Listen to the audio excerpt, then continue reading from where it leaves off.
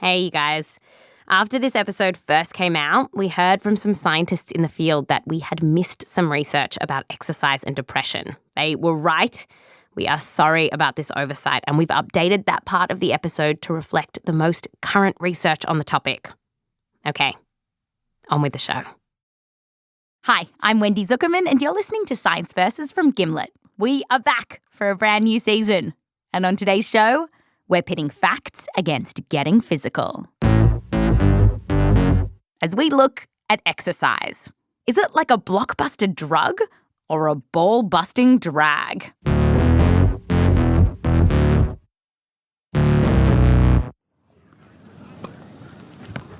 So it is a beautiful Sunday in Brooklyn, New York City.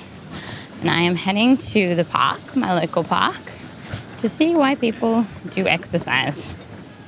All around me, people were sweating their butt off. And when I asked them why, there was one thing that came up again and again. To look good, yeah, obviously, yeah. Not have like beer belly and stuff. Shed it. Shed it all. To look good, naked. To look good naked. Who are we kidding here? Yes. But this wasn't just about looking good in the nud. People had all sorts of ideas about the power of exercise. They talked about it like it was some kind of miracle drug. It is a medicine. It is a medicine. And it helps me reduce stress. Absolutely, because if not, I'm ready to snap on somebody, so. Decreases the chance of having cancer. I think definitely it decreases your risk of heart attack. This is definitely making me feel like I should be running instead of asking questions.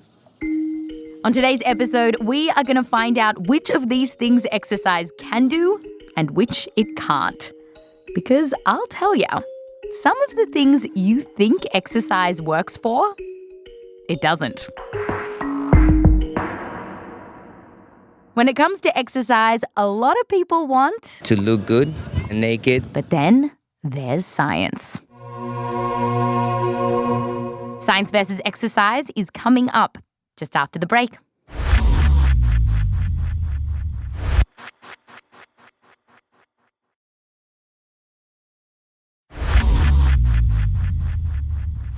Welcome back. On today's show, exercise. And first up, we are tackling whether exercise can help you lose weight. Since the 1970s, we've had peppy spandex-clad heroes telling us that the best way to lose weight is to exercise. Let's sweat again! Come on! Yeah, you want the perfect bod? Just keep on sweating. Circle those hips! Ho! Ho! The bigger the circle, the thinner the waist. Well, I am here to tell you that Jazzercise lied to you. Yeah, so people can lose weight with exercise. It's just that they tend not to lose weight with exercise. This is Dr. Yoni Freedhoff, and he helps people manage their weight at the Bariatric Medical Institute in Canada.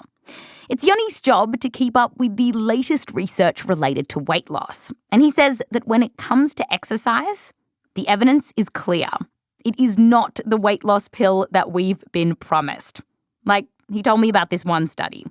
This was a really impressive study. Basically, what they did was they took sedentary people who were between the ages of 40 and 75. The researchers got around 200 people who barely worked out, and half of them were told to exercise. And we're not talking some walk among the petunias here. We're talking vigorous exercise, like running or biking. And these people did it for roughly an hour, for 5 days a week on average, for a year. An hour a day. Yeah, this is not a small amount of exercise, and some of this exercise was also observed. Yeah, the researchers actually watched the people in the study to make sure they were exercising. They also gave them pedometers and made them fill out diaries. What they found was that, yes, the exercisers did lose some weight, but perhaps a lot less weight than people would expect. So, vigorous exercise for an hour a day, 5 days a week for a year. Whew. I would expect that after all that time, you'd lose like 20 pounds, 10 kilos, something like that, right? So, what did they find? The women lost 1.4 kilograms over the course of the year. So for American listeners, that's in the neighborhood of 3 pounds. And the men in the study lost around 4 pounds. That's it. And many, many studies have basically found the same thing. The evidence here is weighty. It's really hard to lose weight by just doing exercise. And if you still don't believe me, Yoni told me about another study. This one tracked people for 10 years. This is a good one. So this is the Doetinchem study. How much did you practice saying Doetinchem? I Googled it. Being Jewish, the chem is easy too. Great. So the Doetinchem study, they looked at 5,000 adults for a decade. The researchers checked in on the Doetinchem to see how much exercise everyone was doing, and they measured their weight.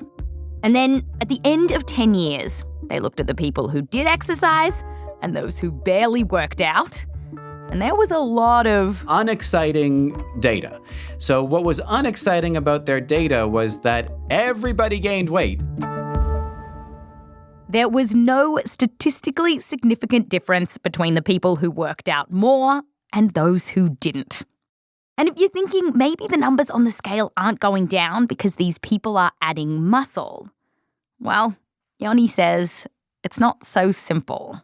So it's a myth that people who are not losing weight in the gym are not losing weight because they're gaining muscle.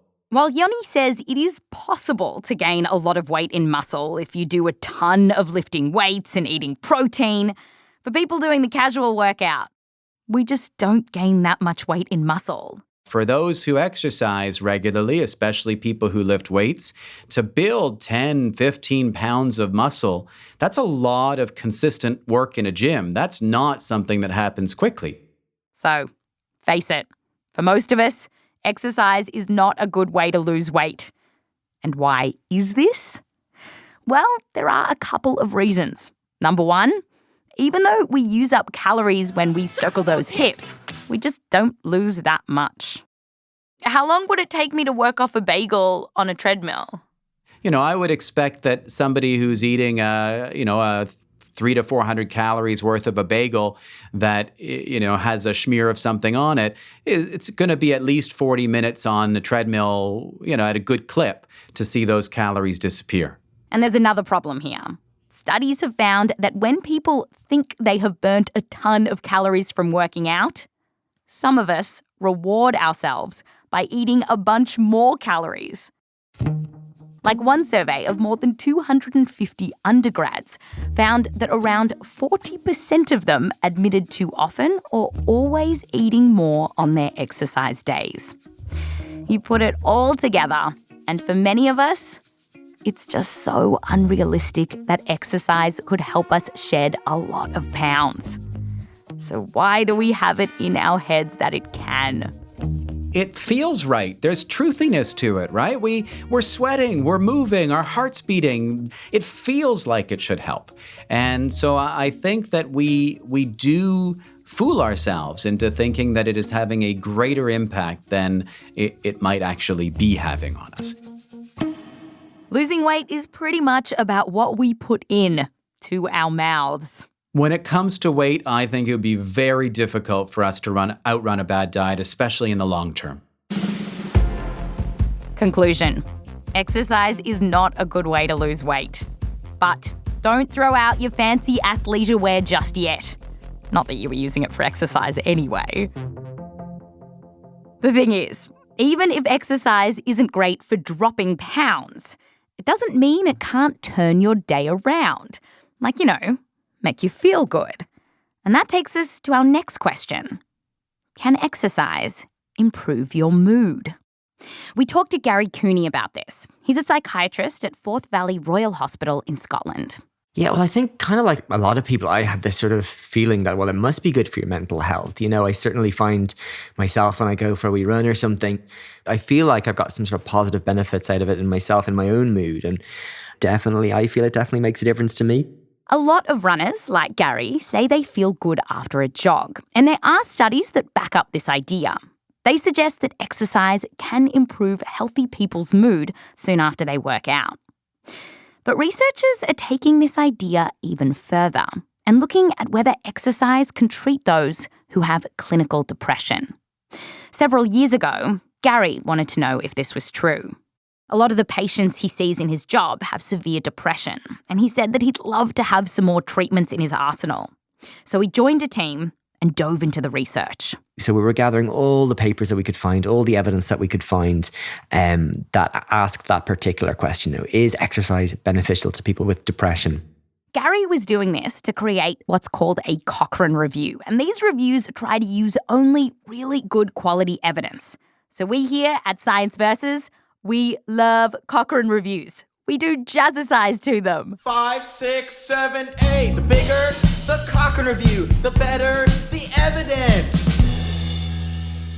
Like with Gary's review, they chucked out the trials that went for less than a week or where it wasn't clear that the participants actually had depression.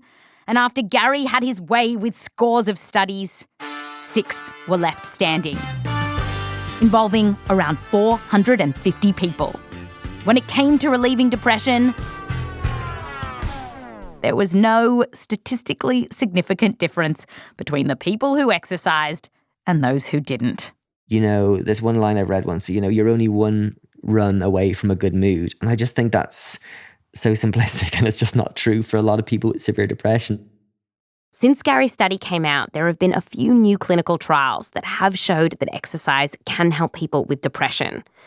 And one reason that these newer studies might be finding a benefit is that these scientists were really tenacious about getting people to do the exercise. Like in one study, the researchers gave participants free gym memberships and personal trainers who would then hound them if they didn't show up to exercise. And with all of this, they did see a benefit. People reported feeling better. I asked Gary what he tells his patients. It's worth pursuing. It's worth trying. It's worth seeing if it brings you any benefit.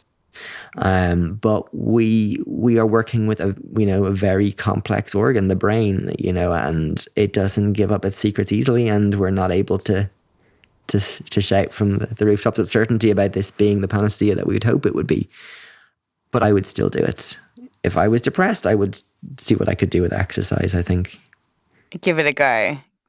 Give it a go. Yeah, I think so. Conclusion.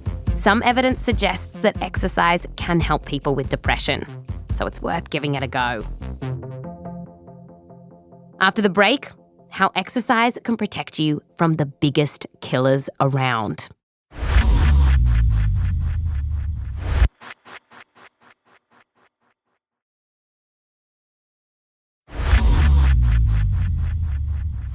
Welcome back. So we've just found out that exercise is not a miracle weight loss drug. But now, get your running shoes on, because there are all these amazing things that exercise can do for your body. Like, it can protect you from the biggest killer in the United States. Killer bees. Jokes. Heart disease. Back in the 1950s, research showed the very first link between exercise and heart disease. In a study of bus conductors on London's big double-decker buses, researchers found that conductors who would run up and down the stairs on the bus hassling people to buy tickets, well, they had half as many heart attacks as bus drivers, who basically sat on their bottoms all day. Over the next few decades, more and more and more research would come out showing that exercise could prevent heart disease, possibly because going for a run can trigger the release of chemicals which reduce inflammation in your blood vessels.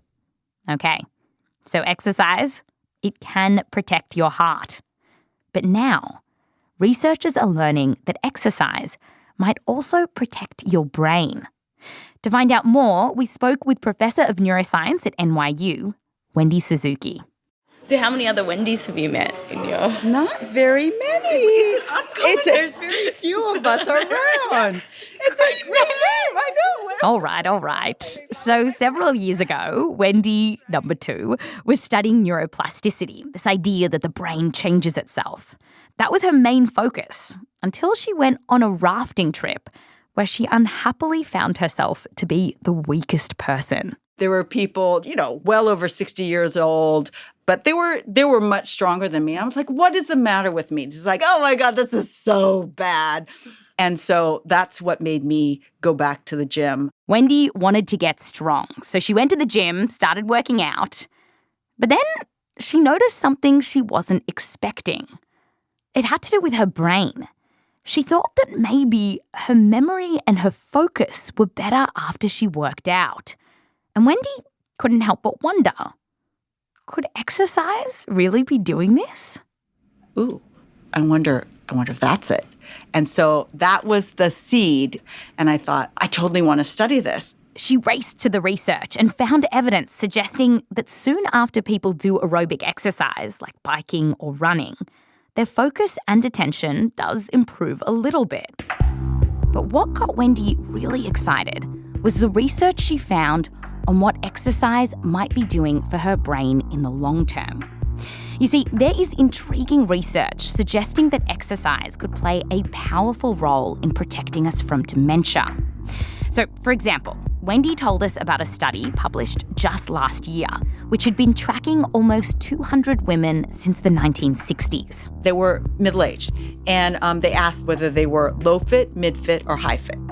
So when the researchers started this study, they measured the women's fitness on an exercise bike as a kind of proxy for how much exercise they were doing. 44 years later, they came back, found all these women, and they asked how many of them developed dementia. And what they found was pretty remarkable, especially when they zoomed in on the people who exercised the most. If you were high fit, you were 90% less likely to have developed dementia. High fit. Whoa, 90% less. Yes. It's huge. Other research has found that, on average, for people working out, you see a number closer to 40%, which would still be very impressive if regular exercise made you 40% less likely to have dementia. But there's a hurdle here. Some really important work still needs to be done to make sure that exercise is the thing that's causing a drop in dementia. Because a lot of these studies that have been done, they're survey-based. So researchers ask people, how much do you work out? And then they track to see if they get dementia. And this means that what we've got here is a correlation between exercise and not having dementia. And it could still be something else about these fit people that's protecting their brain. After all, you've got to remember that old jazzercise adage. 5, 6, 7, 8. The bigger the correlation doesn't mean the better the causation. Yeah. To know if exercise is actually protecting us from dementia, we really need long-term clinical trials where scientists randomly pick people to do exercise for decades and then see what happens. And right now, we don't have those trials. But before you say, well, jog on then, one thing that might help us get closer to trusting this link between exercise and dementia is if scientists knew how exercise could theoretically protect the brain. And there is one very cool idea that's getting a bit of attention. It's from research in mice, and it's this. Exercise literally stimulates the birth of brand new brain cells. In rodents, running triggers the release of what are called growth factors. And they can stimulate the birth of baby brain cells. So, for example, scientists give mice a running wheel.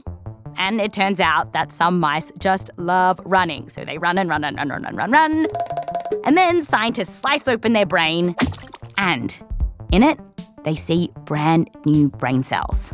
They can visualize these new cells. They can tell where the brain cells are being born. And they can even look at the connections that these new brain cells make once they're born. Wendy says that this is all happening in a very particular area of the brain called the hippocampus, which is known to be important for memory. And we do have intriguing trials in people, humans, that show that after we do exercise, we do see changes to parts of our hippocampus. So the idea here is that perhaps new brain cells in the hippocampus, born thanks to exercise, make our brain more resilient to aging. So imagine every single time you work out, there's a shiny new hippocampal cell that gets born. Okay, it's not that quick, but that is the image that I use to motivate me to work out, because I want as many shiny new hippocampal cells in my brain as I can get over my lifetime.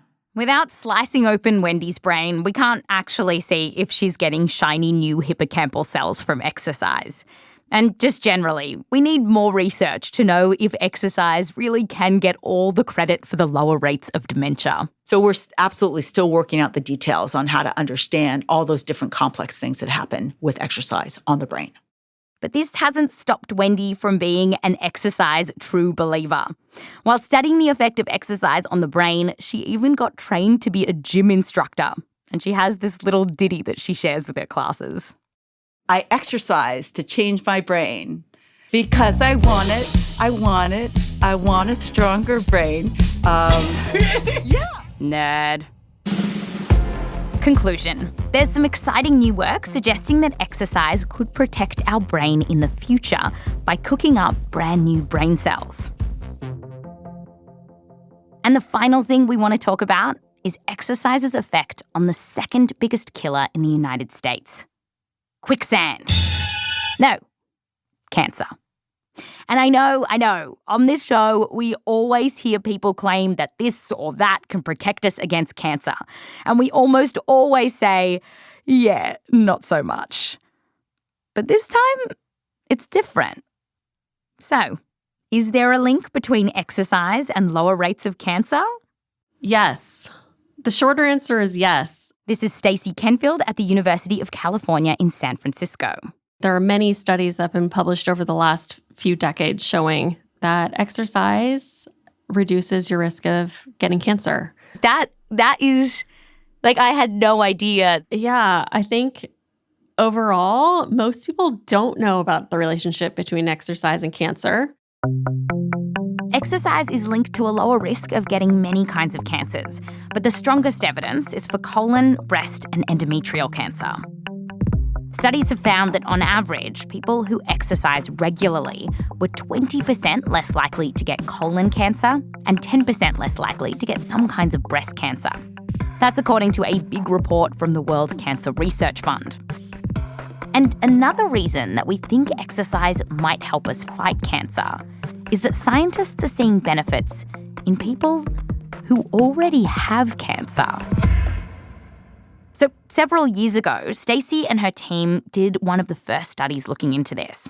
They looked at more than 2,000 men who had prostate cancer, and her team followed them for almost 20 years. Men who were doing 3 or more hours of vigorous exercise per week had a 61% lower risk of dying of prostate cancer. Oh, wow. And that number is just huge. When you saw that number, so what's going through your mind at that point? So initially, I was the one that was seeing the data for the first time. It was just really shocking that the benefit of exercise was so great. Other research in some other cancers has found this too, that doing exercise, even if you have a cancer diagnosis, might help. Now, a lot of these studies that we're talking about, they also suffer from this correlation-causation problem that we saw in dementia. So it's important to try to figure out what could be the mechanism here. Like, how could a swim protect you from cancer? Well, there are a bunch of mechanisms that might be at play. But one idea is that exercise could actually kill cancer cells. You see, there's evidence that exercise can unleash these cells that are called natural killer cells, and they can get into tumours. So Stacey sent me a study in mice who had cancer, and the researchers in that study got their mice to run, and then they looked at their tumours under a microscope.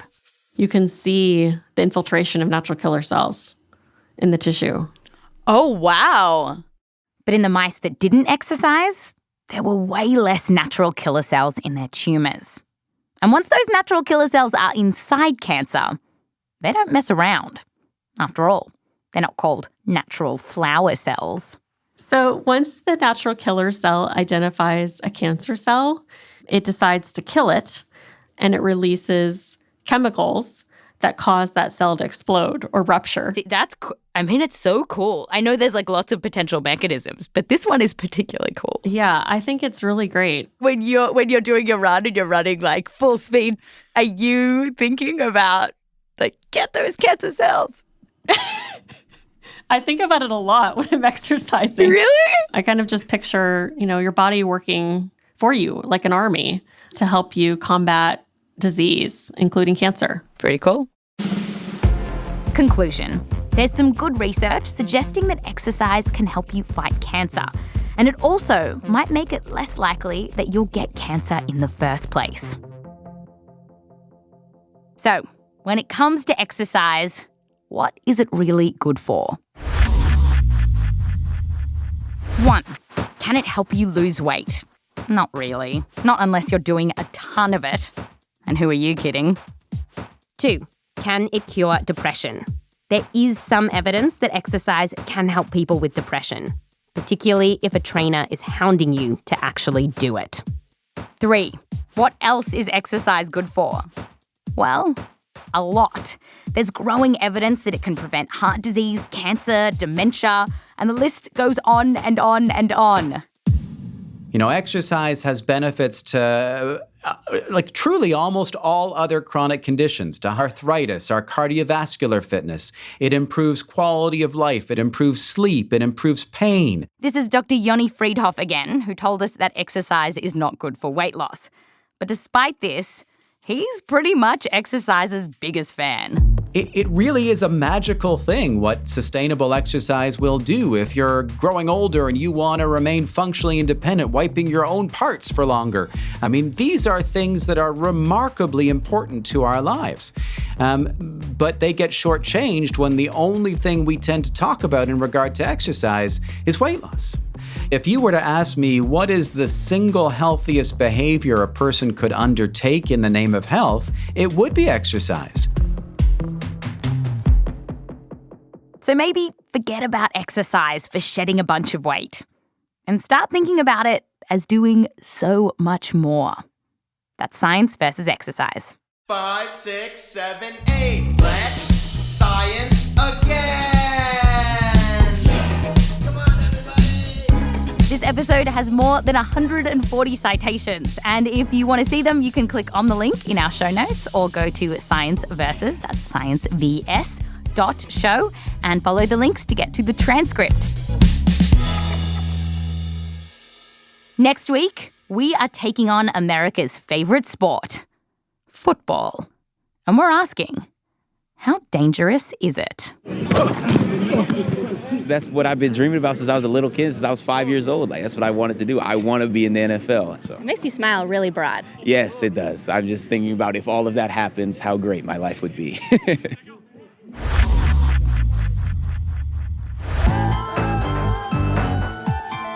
This episode was produced by me, Wendy Zuckerman, with help from Meryl Horn, Rose Rimler, and Lexi Krupp. Our senior producer is Caitlin Sori. We're edited by Caitlin Kenny and Blythe Terrell. Fact-checking by Diane Kelly. Mix and sound design by Peter Leonard. Music by Peter Leonard, Emma Munger, and Bobby Lord. Recording assistance from Joel Cox, Andrea Rangecroft, Natalie Jones, and Mark Totti. A huge thanks to all of the scientists we got in touch with for this episode, including Professor Virginia Berridge, Professor James Blumenthal, Professor Kirk Erickson, Dr. Tara Walker, Dr. Shannon Halloway, Professor Stephen Petruzzello, Dr. Christine Baillieu, Dr. Arik Sudicki, and many others. A special thanks to Emmanuel Joshi, the Zuckerman family, and Joseph Lavelle Wilson. I'm Wendy Zuckerman. Back to you next week.